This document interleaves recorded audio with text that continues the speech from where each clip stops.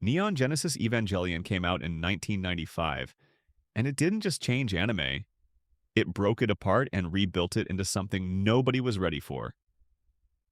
On the surface, it's a mecha show, giant robots fighting alien monsters to save humanity. Standard stuff, except the robots aren't really robots. They're living beings with souls trapped inside them. And the pilots aren't heroes. They're broken teenagers being used as weapons by adults who see them as tools. Shinji Ikari is 14 years old, and his father calls him for the first time in years just to tell him to get in a giant biomechanical war machine and fight God. And when Shinji says no, they wheel out an injured girl on a stretcher and say, "Fine, she'll do it instead." That's the first episode. That's how this show starts.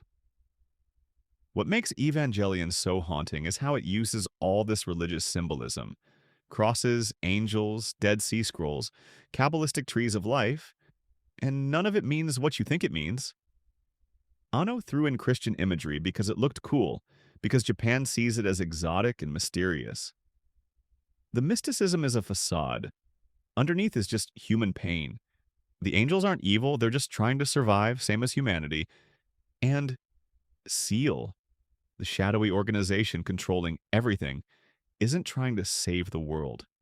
They're trying to merge all human consciousness into one being to escape loneliness. The entire war is just broken people desperately trying not to feel alone anymore. By the end, the show stops pretending to be about giant robots at all.